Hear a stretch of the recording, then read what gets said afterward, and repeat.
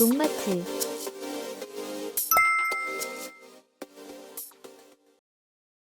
오늘의 영상 시작 전 정말 중요한 정보 하나 전달해 드리겠습니다.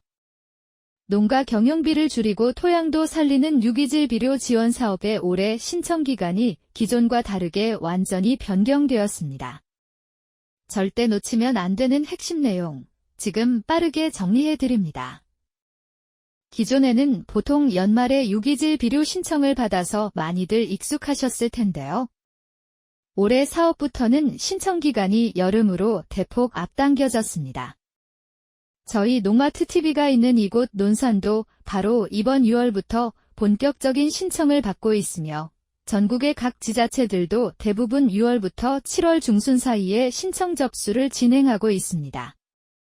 그러니 올해부터 바뀌는 신청 기간을 절대 잊지 마시고 지금 바로 해당 읍면 동행정복지센터나 지자체 공고를 확인하셔서 접수하시길 바랍니다. 시기를 놓치면 든든한 비료 지원 혜택을 받지 못하실 수 있으니 꼭 일정 체크해 두세요. 여름철에는 잘못된 관리 습관 하나가 작물의 생육과 수확량을 크게 좌우할 수 있습니다. 첫 번째는 한낮 폭염 시기에 무조건적인 물주기, 즉 대낮 관수 행위입니다. 대낮에 밭에 물을 주면 높은 기온과 강한 햇빛으로 인해 관수한 물이 빠르게 증발하면서 수분 이용 효율이 떨어질 수 있습니다. 또한 많은 양의 물을 한꺼번에 공급하거나 배수가 원활하지 않은 토양에서는 일시적으로 토양 공급이 물로 채워져 뿌리 주변의 산소 공급이 감소할 수 있습니다. 고온기에는 이미 뿌리가 높은 지온으로 인해 열 스트레스를 받고 있는 상태이므로 이러한 환경이 겹치면 뿌리의 호흡작용이 저하되고 수분과 양분을 흡수하는 미세한 뿌리의 활력이 떨어져 생육이 위축될 수 있습니다. 심한 경우에는 뿌리 조직이 손상되거나 뿌리 썩은 병과 같은 토양병 발생 위험도 높아질 수 있습니다. 또한 한낮에는 잎과 과실의 온도가 매우 높아 강한 일사와 고온에 지속적으로 노출되면 광합성 효율이 감소하고 증산 조절이 어려워질 수 있습니다. 이러한 상태가 이어질 경우 잎과 과실에는 일소 피해가 발생하거나 생육이 저하될 수 있으므로 한낮의 관수는 가급적 피하는 것이 좋습니다. 따라서 여름철 관수는 토양과 식물체의 온도가 비교적 낮은 새벽이나 해가 진 뒤 저녁 시간에 실시하는 것이 물의 증발 손실을 줄이고 뿌리의 수분 흡수 효율을 높이는 데 도움이 됩니다. 또한 시설 재배에서는 과도한 습도 상승을 줄여 병 발생 위험을 낮추는 데도 유리합니다. 불가피하게 낮 시간에 관수해야 한다면 호스 안에 오래 고여 햇빛에 달궈진 물은 먼저 충분히 흘려보낸 뒤 뿌리 주변 토양을 중심으로 필요한 양만 천천히 사용하는 것이 좋습니다. 두 번째는 화학비료나 고농도의 영양제를 권장 농도 이상으로 사용하는 행위입니다. 여름철에는 기온이 높아 작물이 고온 스트레스를 받는 상태이므로 비료를 많이 준다고 해서 생육이 더 좋아지는 것은 아닙니다.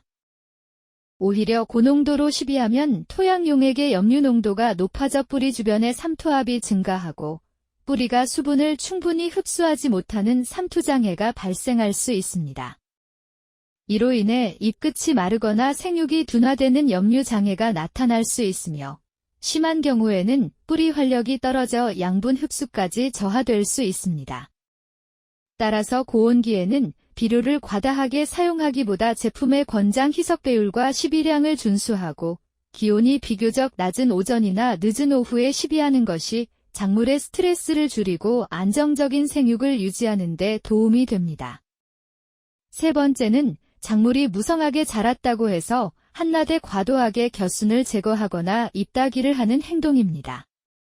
여름철에는 강한 직사광선과 높은 기온으로부터 열매를 보호하기 위해 주변 잎이 자연스러운 차광막 역할을 하며 과실의 온도 상승과 수분 손실을 줄여줍니다.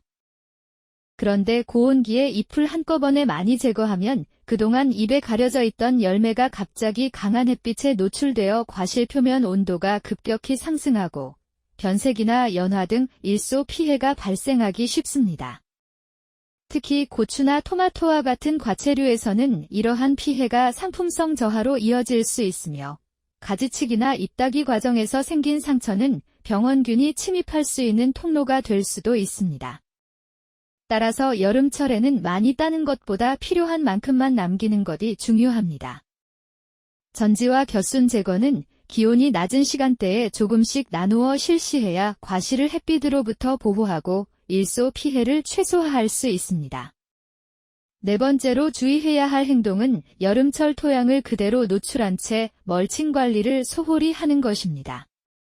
강한 직사광선에 장시간 노출된 토양은 표면 온도가 크게 상승하고 수분 증발도 빨라져 토양 미생물의 활동이 위축되고 뿌리가 자라기 어려운 환경이 될 수 있습니다. 이러한 상태가 지속되면 잔뿌리가 건조와 고온의 영향을 받아 손상되고 수분과 양분 흡수 능력이 떨어져 작물의 생육이 전반적으로 둔화될 수 있습니다. 따라서 재배 환경에 맞게 멀칭을 유지하고 필요에 따라 집이나 차광 자재 등을 활용해 토양 온도와 수분을 안정적으로 관리하는 것이 중요합니다. 특히 여름철 강한 일사가 지속되는 환경에서는 멀칭 표면의 온도가 과도하게 높아질 수 있으므로 작물과 재배 방식에 맞는 피복 자재를 활용해 지온 상승을 완화하면 뿌리 활력을 유지하고 안정적인 생육에 도움이 됩니다. 마지막 다섯 번째는 장마 전후로 배수로 정비를 미루거나 토양이 과습한 상태를 그대로 방치하는 행위입니다. 여름철 집중호우 이후 밭이 장시간 침수되면 토양 공급이 물로 채워져 뿌리 주변의 산소 공급이 크게 제한되고 작물은 산소 부족으로 인해 정상적인 호흡과 양분 흡수를 하지 못하게 됩니다. 이러한 상태가 지속되면 뿌리 활력이 크게 떨어지고 과습 조건에서 발생하기 쉬운 역병이나 뿌리 썩은 병 등 토양병의 발생 위험도 높아질 수 있습니다. 따라서 비가 오기 전에 배수로를 미리 정비하여 물이 고이지 않도록 예방하고 침수 후에는 가능한 한 빨리 배수를 완료하는 것이 가장 중요합니다.